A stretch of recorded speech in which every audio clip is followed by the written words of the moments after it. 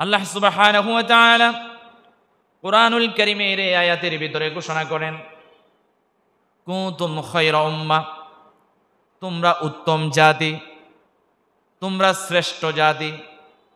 পৃথিবীর জমিনে আল্লাহ তাআলা আমাদেরকে শ্রেষ্ঠ জাতি হিসেবে সৃষ্টি করেছেন। জোরে বলেন আল্লাহু আকবার। উখরিজাত লিন-নাসি, আমাদেরকে আল্লাহ সুবহানাহু ওয়া তাআলা শ্রেষ্ঠ জাতি হিসেবে সৃষ্টি করার পরে বলেন, তোমাদেরকে মানুষের জন্য, মানব জাতির জন্য বের হওয়া লাগবে। সুবহানাল্লাহ। মানব জাতির জন্য বের হতে হবে। বের হয়ে কি করতে হবে? তা'মুরুনা বিল মা'রুফ, মানুষকে সৎ কাজের আদেশ দিতে হবে, ন্যায় কাজের আদেশ দিতে হবে, আদেশ করতে হবে, ন্যায় কাজের দিকে, সৎ কাজের দিকে মানুষকে আহ্বান করতে হবে, আমর করতে হবে। ওয়া তানহাউনা আনিল মুনকার, এবং মানুষকে, জাতিকে খারাপ কাজ থেকে, অন্যায় কাজ থেকে ফিরাতে হবে। ফিরানোর জন্য আপনাকে কাজ করতে হবে। পারবেন ইনশাআল্লাহ? আল্লাহ তৌফিক দান করুন বলি আমিন। আল্লাহ তাআলা প্রথমে বলছেন, আয়াতের দিকে লক্ষ্য করেন, আমাদেরকে আল্লাহ সুবহানাহু ওয়া তাআলা শ্রেষ্ঠ জাতি হিসাবে সৃষ্টি করলেন। এরপরে একই আয়াতে আল্লাহ বলছেন, তোমাদেরকে বের হতে হবে মানব জাতির জন্য। আল্লাহ আমাদেরকে শুধু হুদায় আমাদের নিজের জন্য আল্লাহ আমাদেরকে বানায় নাই, আল্লাহ মানব জাতির জন্য বানাইছে। মানব জাতির কল্যাণে আমাদেরকে কাজ করতে হবে। শুধু আপনার আছে, আপনি কোটিপতি, আপনার ঘর বাড়ি, আপনি ধনবান, সব কিছু আছে, আপনি শুধু খাইলেন, ঘুমালেন, নামাজ পড়লেন, পড়ে থাকলেন, আপনার কাজ শেষ নয়। আপনাকে কাজ করতে হবে। তা'মুরুনা বিল মা'রুফ ওয়া তানহাউনা আনিল মুনকার, মানুষকে সৎ কাজের আদেশ দিতে হবে আর অসৎ কাজ থেকে ফিরাতে হবে। এরপরে বলা হচ্ছে ওয়া তু'মিনুনা বিল্লাহ, আর আল্লাহর প্রতি বিশ্বাস স্থাপন করতে হবে। আল্লাহ আমাদেরকে যেভাবে আল্লাহর প্রতি বিশ্বাস স্থাপন করা দরকার, সেভাবে বিশ্বাস স্থাপনকারী হবার তৌফিক দান করুন বলি আমিন। এরপরে অন্য আয়াতে আল্লাহ তাআলা বলছেন, ওয়াল তাকুম মিনকুম উম্মাতুন ইয়াদউনা ইলাল খায়রি ওয়া ইয়ামুরুনা বিল মা'রুফি ওয়া ইয়ানহাউনা আনিল মুনকার।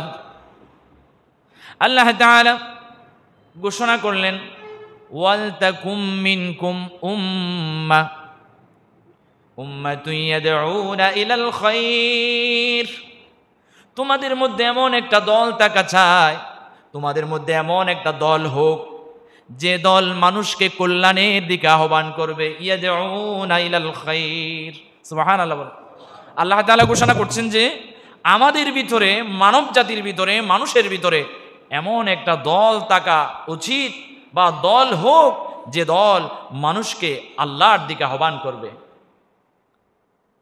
কাজেই আমাদেরকে সেই দলে অন্তর্ভুক্ত হবার তৌফিক দান করুন, যে দল মানুষকে, নিজের পরে মানুষকে আল্লাহর দিকে আহ্বান করে, মানুষকে জান্নাতের দিকে আহ্বান করে, সেই দলের অন্তর্ভুক্ত হওয়ার আমাদের তৌফিক দান করুন বলি আমিন। এরপরে বলা হচ্ছে একই আয়াতে, ওই মানুষগুলো, ওই দলের অন্তর্ভুক্ত হওয়ার পরে মানুষকে সৎ কাজের আদেশ দিবে আর অসৎ কাজ থেকে ফিরাবে। এই সমস্ত মানুষগুলোর ব্যাপারে আল্লাহ সুবহানাহু ওয়া তাআলা বলছেন, ওয়া উলাইকা হুমুল মুফলিহুন। আল্লাহ তাআলা বলছেন, প্রথম যে আয়াতটি আমি পড়েছি ওই আয়াতে মানুষকে শ্রেষ্ঠ জাতি, ওই শ্রেষ্ঠ জাতিকে আল্লাহ বলেন যে তোমাদের ভিতর থেকে বের হতে হবে, মানুষের জন্য, জাতির জন্য তোমাদেরকে বের হতে হবে। আর বের হয়ে কি করতে হবে? সৎ কাজের আদেশ, অসৎ কাজ থেকে নিষেধ করা লাগবে, আর আল্লাহর উপরে পরিপূর্ণ বিশ্বাস স্থাপন করতে হবে। এর পরের আয়াত যেটা আমি তেলাওয়াত করছি, এই আয়াতেও ওই আয়াতের সাথে সামঞ্জস্য আছে।